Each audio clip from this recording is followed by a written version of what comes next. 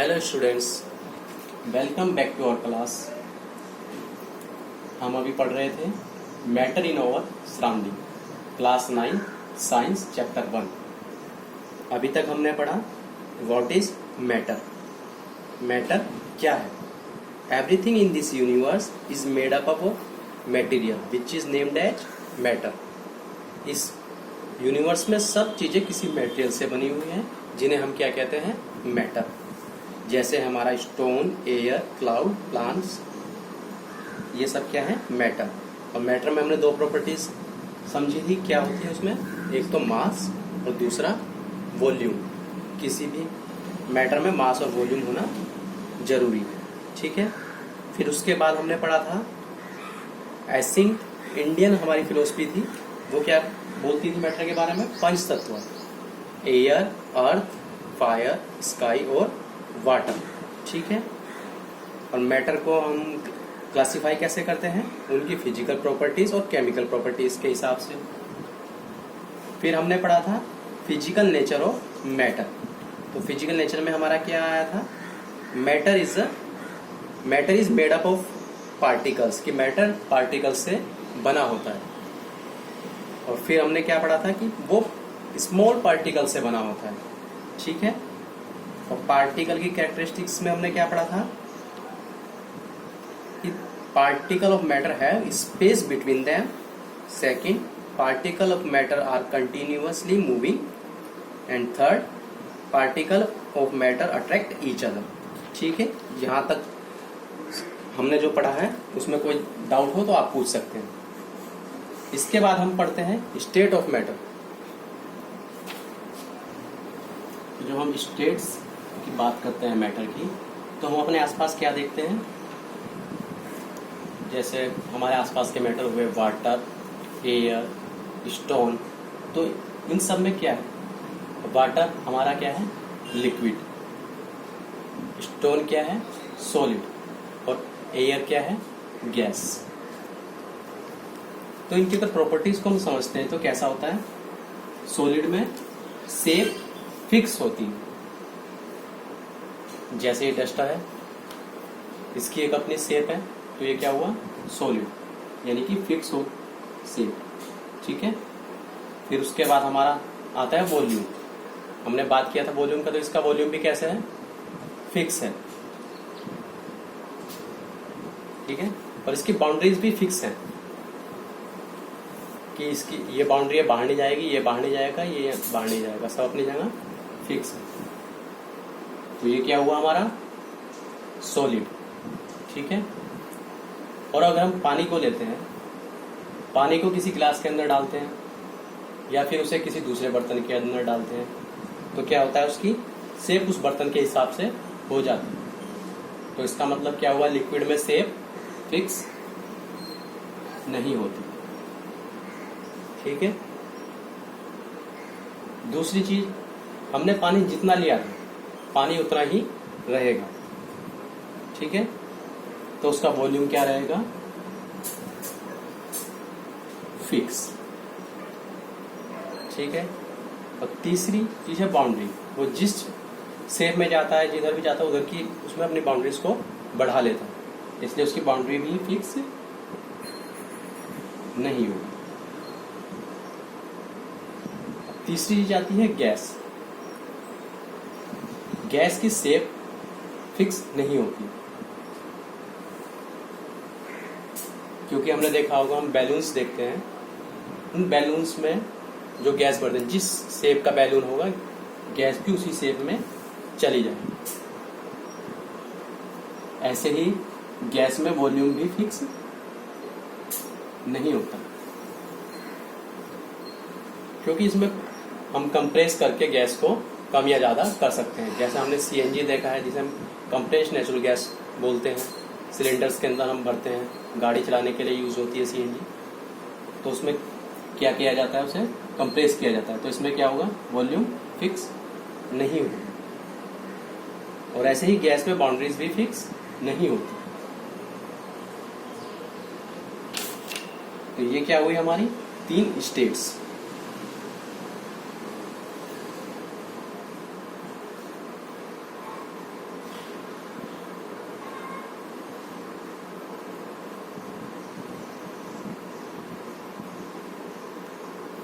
अब हम बात करते हैं ऐसा होता क्यों है इनके अंदर।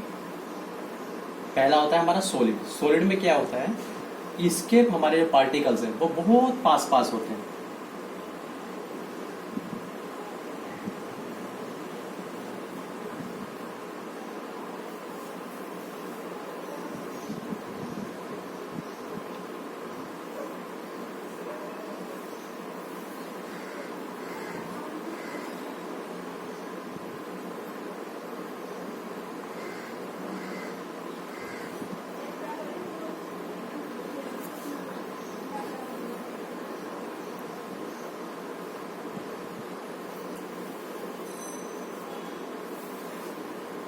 सॉलिड में क्या होता है, पार्टिकल्स बहुत पास पास होते हैं, ठीक है, और उनमें मोशन जो होता है पार्टिकल्स का वो बहुत कम होता है, इसलिए उनकी शेप्स जो है चेंज नहीं होती, ठीक है। इसीलिए इनका वॉल्यूम भी फिक्स होता है और बाउंड्री भी फिक्स होती है। लेकिन लिक्विड में क्या होता है, पार्टिकल्स थोड़ा सा दूर होते हैं और उसमें थोड़ा सा मोशन बढ़ जाता है, ठीक है। सॉलिड में ये मोशन बहुत कम था, लिक्विड में मोशन थोड़ा बढ़ा, और यही जब गैस हुआ तो गैस के पार्टिकल बहुत दूर होते हैं तो उसमें मोशन बहुत ज़्यादा बढ़ जाता है। उनमें मोशन बढ़ने के कारण उसमें क्या होता है, काइनेटिक एनर्जी बहुत ज़्यादा होती है गैस में। अब क्वेश्चन आता है कि क्या मैटर अपनी स्टेट्स को चेंज कर सकता है।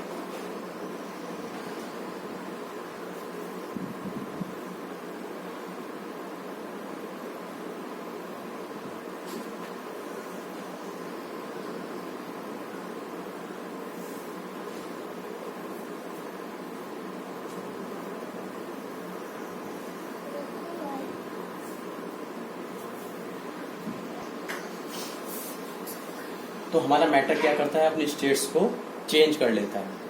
कैसे, अब हम समझते हैं आइस के एग्जांपल से।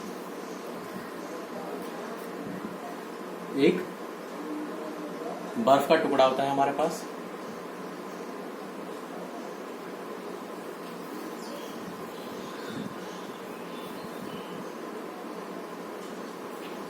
अगर हम इसको गर्म करते हैं तो क्या होता है, ये पानी में बदल जाएगा, ठीक है। अब इसे फिर भी हम गर्म करते हैं, और ज्यादा टेम्परेचर इसको देते हैं तो क्या हो जाएगा, ये भाप बन जाएगा, ये गैस में बदल जाएगा, ठीक है। एक मैटर था हमारे पास पानी, वही बर्फ बना और वही गैस बना। ऐसे ही हम भाप से पानी और पानी से बर्फ बना सकते हैं, ऐसे ही बर्फ से पानी और पानी से भाप बना सकते हैं। यानी कि मैटर जो है अपनी स्टेट्स को चेंज कर सकता है। तो अब इस बर्फ को पानी में बदलने के लिए हमने क्या किया, हम इसका एक वो देखते हैं।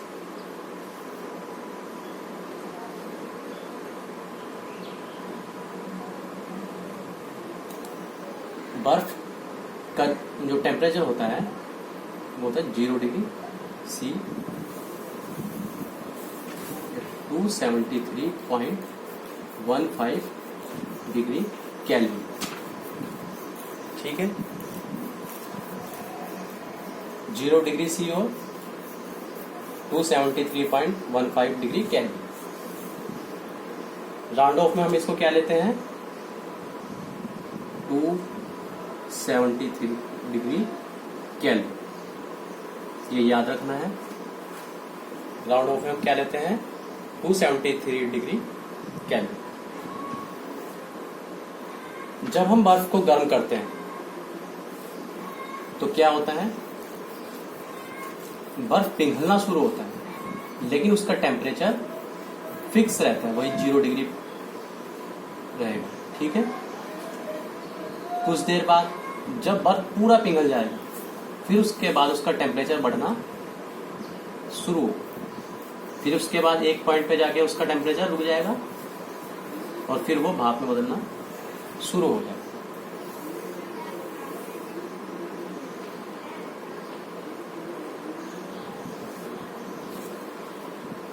ठीक है। इधर इसमें हीटिंग करें।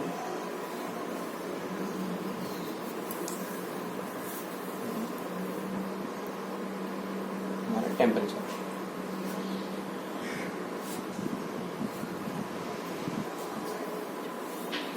तो हमने क्या देखा, जब हमने बर्फ को गर्म किया तो वो 0 डिग्री पिघला और उसके बाद क्या बना, उसका पानी बना। ठीक है, तो ये जिस पॉइंट पे, जिस टेम्परेचर पे कोई सॉलिड हमारा मेल्ट होता है उसे क्या बोलते हैं, उसका मेल्टिंग पॉइंट। ये हमारा हुआ मेल्टिंग पॉइंट। तो हमारे पानी या बर्फ के केस में मेल्टिंग पॉइंट क्या है, 0 डिग्री सी या 273 डिग्री केल्विन। फिर उसके बाद जिस पॉइंट पे वो बॉयल होना शुरू हुआ उस पॉइंट को क्या बोलते हैं, बॉइलिंग पॉइंट। ठीक है, तो बर्फ के केस में या पानी के केस में हमारा क्या बॉइलिंग पॉइंट हुआ, 100 डिग्री सेंटीग्रेड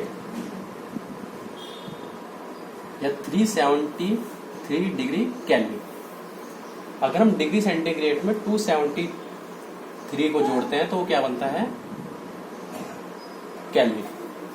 ठीक है, अगर हमारे पास हमें कहा जाता है कि हमें 5 डिग्री को केल्विन में चेंज करो, तो हम क्या करेंगे, 5 + 273 इक्वल्स टू 278 डिग्री केल्विन। ठीक है, ये याद रखना। अब यहां पर हम हीटिंग दे रहे थे लेकिन उसका टेम्परेचर नहीं बढ़ रहा था, लेकिन हीट उसके अंदर जा रही थी, तो वो हीट जो उसके अंदर गई उसे हम क्या बोलेंगे, वो कहाँ गई, उसे बोलते हैं लेटेंट हीट। ठीक है, उसे क्या बोलते हैं, लेटेंट हीट। तो लेटेंट हीट हमारा क्या होता है, वो हिडन हीट होता है जो 1 kg सॉलिड को एटमॉस्फेरिक प्रेशर पे लिक्विड में चेंज करने के लिए जरूरी होता है।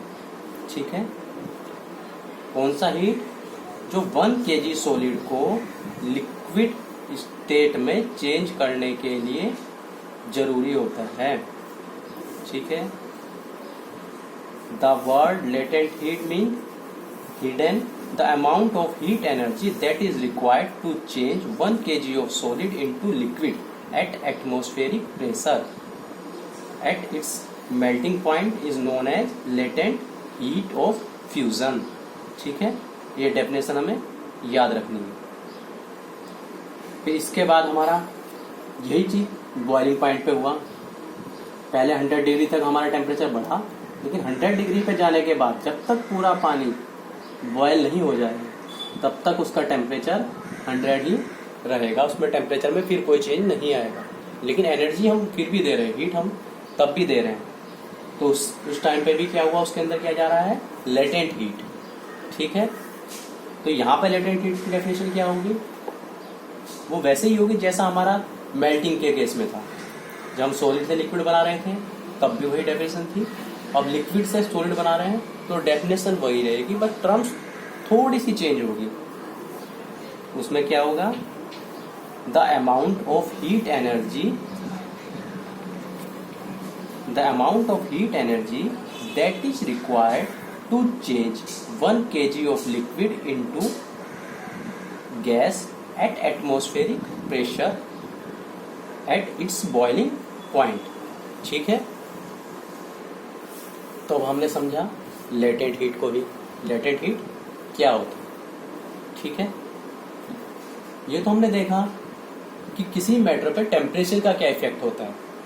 ठीक है, कि टेम्परेचर बढ़ने से वो सॉलिड से गैस तक चला गया। टेम्परेचर बढ़ने से क्यों बढ़ा, क्योंकि उसके अंदर काइनेटिक एनर्जी बढ़ जाएगी। जब टेम्परेचर बढ़ता है तो इसके पार्टिकल्स जो है, मॉलिक्यूल्स हैं, उनके बीच की बॉन्डिंग कम होती है और उनका वाइब्रेशन बढ़ता है, उनका मोशन बढ़ता है। मोशन बढ़ने से उसकी स्टेट चेंज हो जाती है। ठीक है, ऐसे ही उसमें प्रेशर का क्या इफेक्ट पड़ता है, क्या प्रेशर को बढ़ाने या घटाने से भी कोई फर्क पड़ता है उसके ऊपर?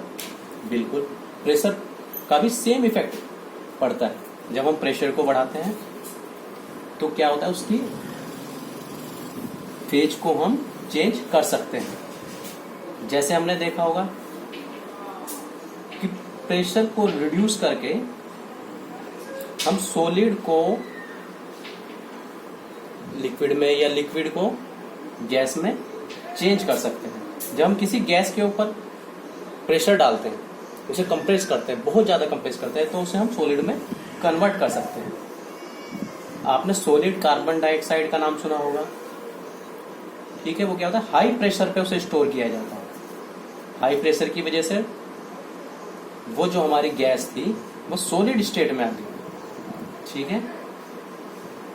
ऐसे लिक्विड नाइट्रोजन का नाम सुना होगा।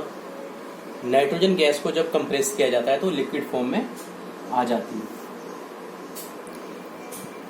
तो क्या हमने कभी ऐसा भी देखा है कि ना तो हम टेम्परेचर बढ़ा रहे हैं, कि ना तो 100 डिग्री तक टेम्परेचर पहुंचा, ना ही हमने प्रेशर बढ़ाया, लेकिन फिर भी फेज चेंज हो गई हो।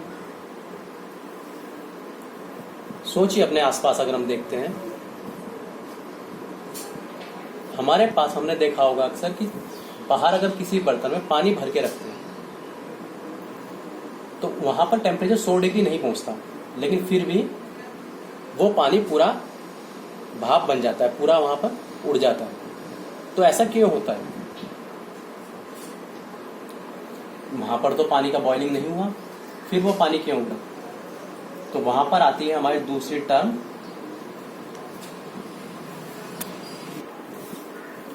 तो हमारा अगला टर्म आता है इवेपोरेशन। तो इवेपोरेशन में भी हमारा क्या होता है, बिना टेम्परेचर को बढ़ाए हमारा जो लिक्विड था वो गैस में चेंज हो गया। उसमें क्या होता है, हमारे जो पार्टिकल्स हैं वो लिक्विड या सॉलिड हर एक के कंटिन्यूअसली मूविंग है। वही मूविंग पार्टिकल जब एटमॉस्फेरिक प्रेशर पर ही अपनी एनर्जी को बढ़ाते हैं और उनकी एनर्जी, काइनेटिक एनर्जी जो है वो बढ़ने के कारण वो अपनी बाउंड्रीज को छोड़कर बाहर चले जाते हैं। तो वो क्या होते हैं, वो गैस स्टेज में चेंज हो जाते हैं, ठीक है। तो उसमें ये होता है हमारा इवेपोरेशन।